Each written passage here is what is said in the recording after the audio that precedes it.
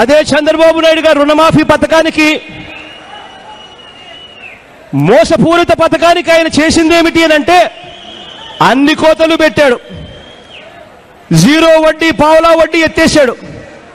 చివరికి input subsidy కూడా ఎగరగొట్టి insurance అరకొరగా ఇచ్చి రైతులను అన్ని విధాల మోసం చేసి చంద్రబాబు నాయుడు గారు ఇచ్చింది ఎంత అంటే కేవలం 11,000 కోట్ల రూపాయలు. 11,000 కోట్ల రూపాయలు ఎక్కడా? మేము చెబుతున్నా 33,000 కోట్ల రూపాయలు ఎక్కడో.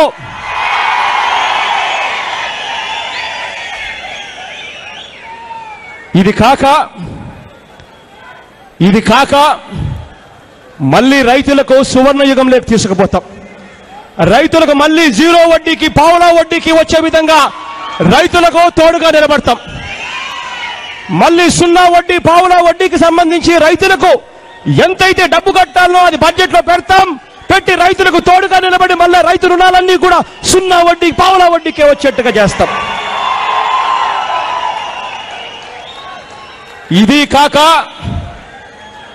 ఇది కాక రైతులకు 3,000 కోట్ల రూపాయలతో ధరల స్థిరీకరణ నిధి కూడా తీసుకొస్తాం. 3,000 కోట్ల రూపాయలతో ధరల స్థిరీకరణ నిధి తీసుకొని వచ్చి గిట్టుబాటు ధరలకు హామీ ఇస్తాం రైతులందరికీ కూడా.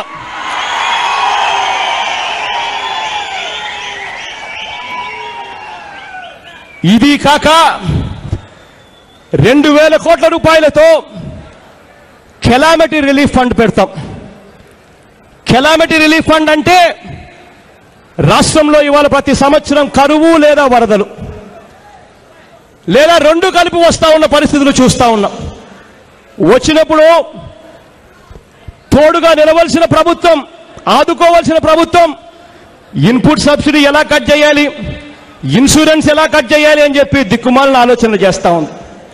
ఆ పరిస్థితి నుంచి పోయి రైతుల కోసం 2,000 కోట్ల రూపాయలతో కెలామిటీ రిలీఫ్ ఫండ్ తీసుకొని వచ్చి ఇంకా కేంద్ర ప్రభుత్వం దానికి తోడు గ్రాంట్ కూడా యాడ్ చేసి ఇంకా రైతులకు ఎక్కువ ఇచ్చే కార్యక్రమం చేస్తాం.